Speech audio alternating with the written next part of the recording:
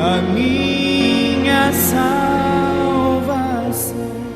Nós falamos na vigília sobre Neemias e a reconstrução que Deus fez em Jerusalém através dele e do seu povo.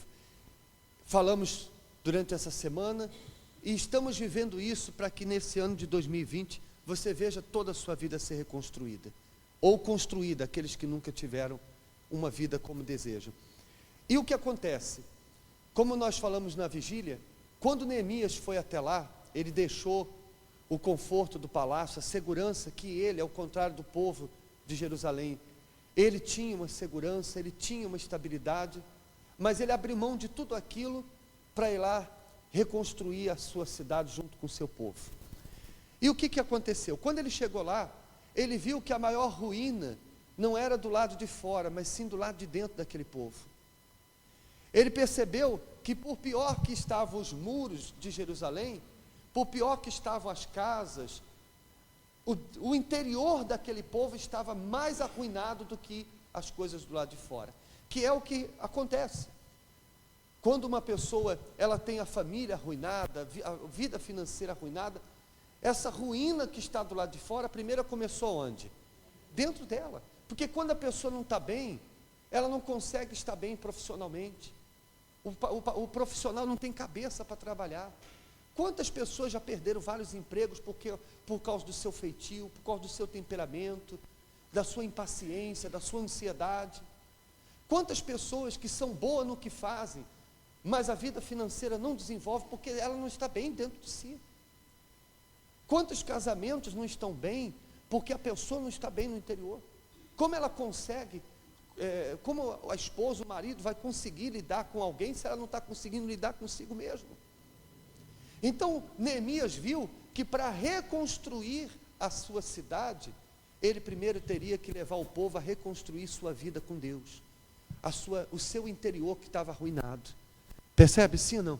Então ele motivou, levou o povo a buscar Deus, levou o povo a se voltar para Deus, e agora que eles haviam se voltado para Deus, agora que a fé que estava em ruínas foi reconstruída, agora que aquela comunhão que havia sido quebrada foi reconstruída, aquela aliança que se quebrou foi renovada, então agora sim eles podiam reconstruir suas vidas. Amém?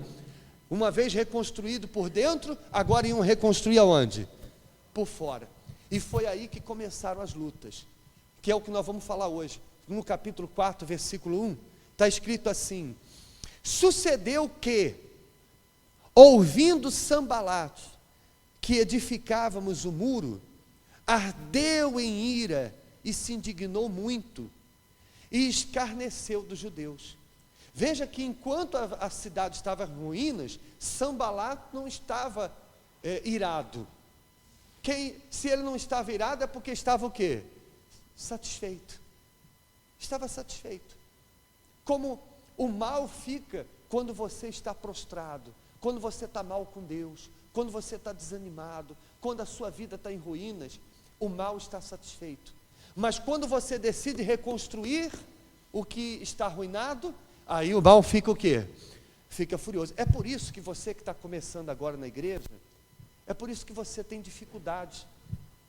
É por isso que quando a gente começa na igreja, parece que o mundo inteiro cai sobre a cabeça da gente. Por quê? Porque, a exemplo de Sambalat, o mal estava satisfeito, porque embora você não tivesse de repente tantos problemas como a maioria das pessoas tem, mas você estava longe de Deus, e o que o mal quer é justamente isso, que a sua fé esteja arruinada, que a sua vida com Deus esteja arruinada. Então por isso ele não se levanta. Para que ele vai atacar alguém que já pertence a ele? Não é verdade? Mas a partir do momento que você diz, não, eu quero fazer aliança com Deus, eu quero me entregar para Deus, eu não quero mais viver uma vida de costas para Deus, eu quero uma vida comprometida com a fé, com Deus, aí Sambalat fica como? Furioso. Então diz assim no versículo 2, e falou na presença de seus irmãos e do exército de Samaria e disse: que fazem esses fracos judeus? Permite-se-lhes isto? Sacrificarão? Acabá-lo-ão num só dia? Vivificarão dos montões do pó as pedras que foram queimadas? Então eles começaram, Sambalá começou a lançar várias palavras para desanimar o povo de Israel. Eles estavam animados na fé de reconstruir sua cidade, e Sambalá começou a falar. Olhem para mim, por favor, dizendo: que fazem esses fracos judeus? Porque é assim que o mal faz a pessoa pensar que ela é fraca, que ele não é forte o suficiente para vencer o pecado, que ela não tem forças para deixar a mentira, que ele não tem força para deixar o adultério, que ela não vai ser forte o suficiente para viver na presença de Deus. E ele vem com esse pensamento de que ela é o quê? Fraca. Você não vai ver em nenhuma passagem bíblica Deus chamando alguém de fraco. Em nenhum momento. Por mais fraco que as pessoas fossem, Deus nunca chamou ninguém de quê? De fraco.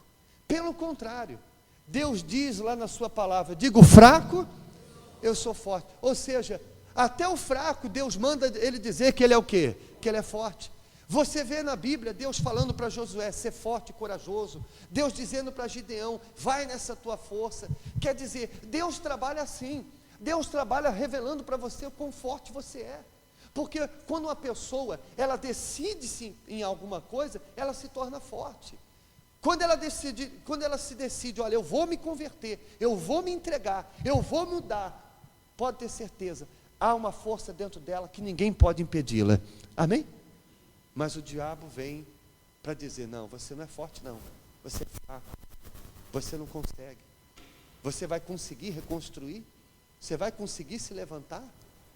Eram essas palavras que o povo de Israel ouvia. Enquanto eles queriam reconstruir, aquelas palavras vinham para desanimá-lo. E não parou por aí. Versículo 3 diz assim: e estava com ele Tobias. Além de Sambalá, também estava quem? Tobias, o amonita. E disse: ainda que edifiquem, contudo, vindo uma raposa, derrubará facilmente o seu muro de pedra. Enquanto, olhe para mim por favor, enquanto Sambalá dizia que eles não iam conseguir levantar, Tobias dizia: e ainda que eles consigam, eles vão levantar, vai vir uma raposa e vai o quê?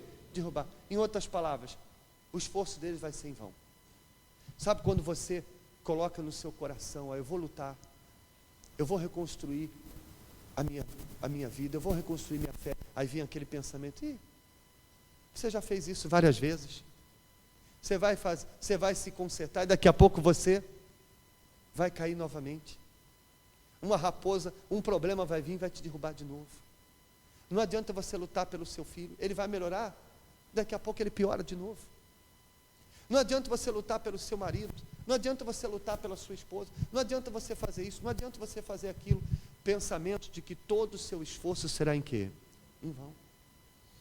Quantas vezes eu já atendi pessoas que disseram assim, olha, com sinceridade, pessoas foram sinceras, disseram: olha, pastor, eu já não acredito mais que eu consiga mudar. Mas por que, senhora? Eu mudei, todo mundo mudou, por que a senhora não pode mudar? Porque eu já falei que ia mudar várias vezes e sempre volta a ser quem eu era antes. É o pensamento de Tobias. Eles vão levantar o muro, mas depois o quê? Vai cair de novo. Então, esses pensamentos, essas palavras vinham, mas o que o povo fazia? O povo não deixava que aquelas palavras contaminassem eles.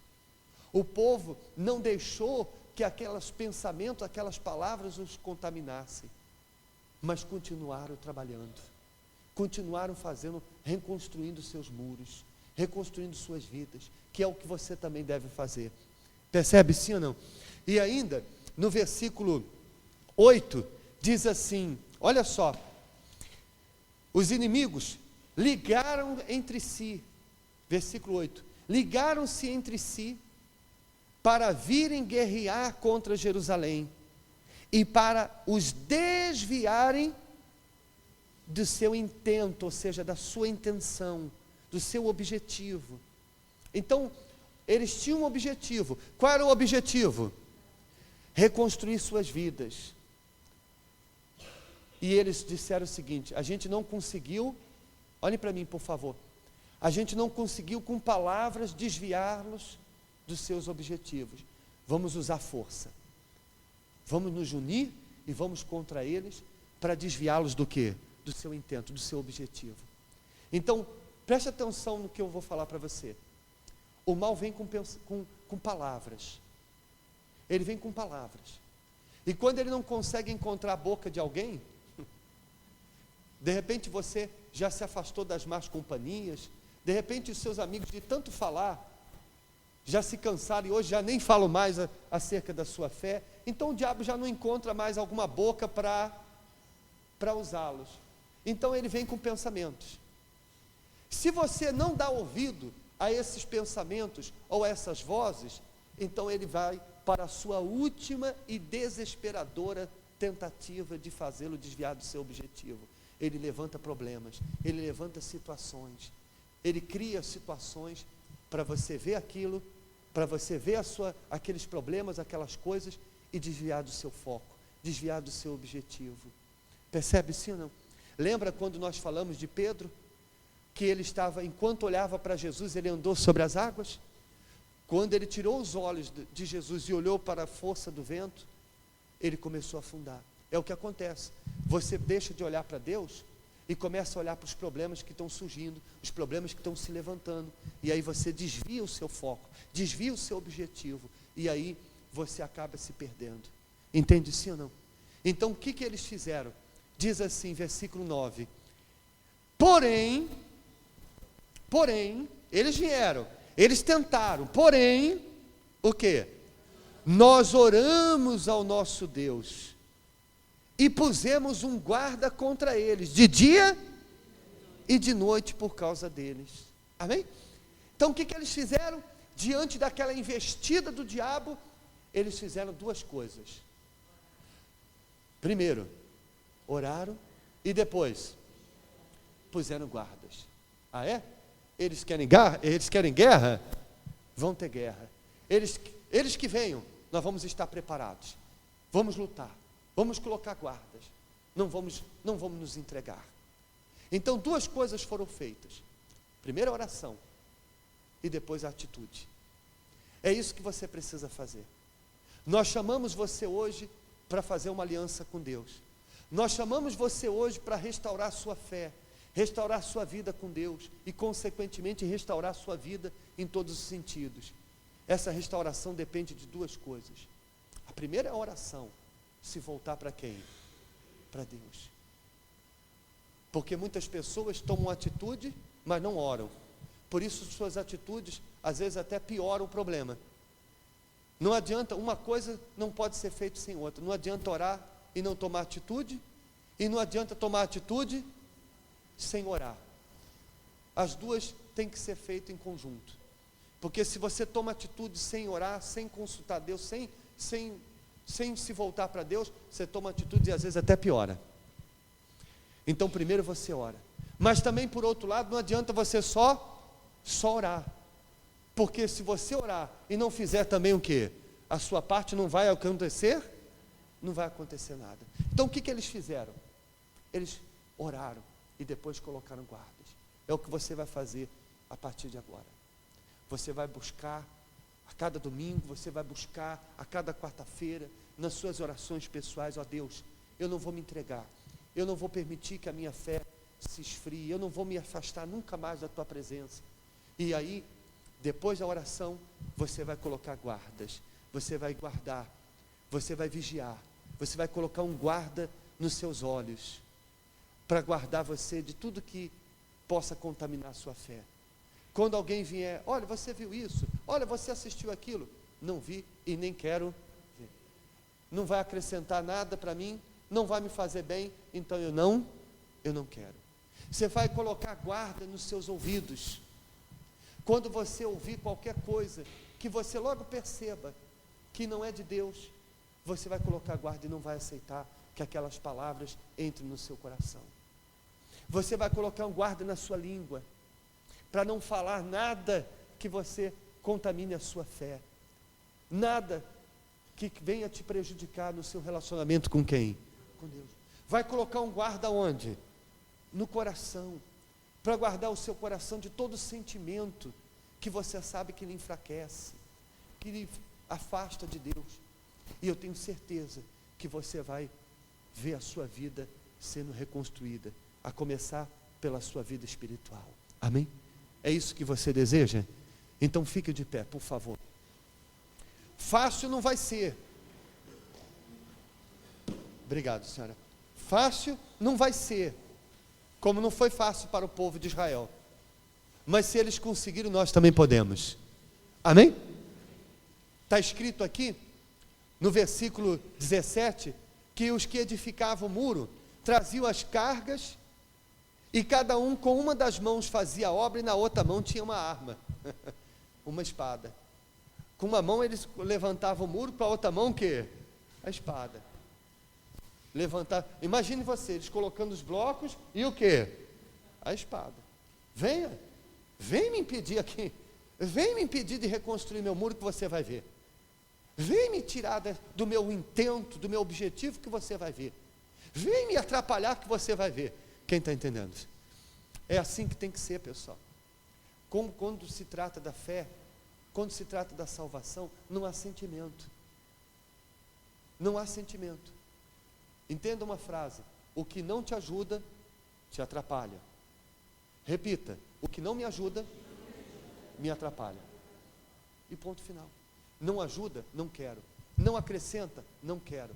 Não faz bem, não quero. Se você for bonzinho, eu não quero ser mal educado. Tá bom. Põe a espada na bainha e deixa ele desviar você do seu objetivo. Agora, se você for inteligente, você vai ficar como o povo de Israel, com uma mão edificando e com a outra, venha que você vai ver. Eu arranco a sua cabeça. Quem está entendendo?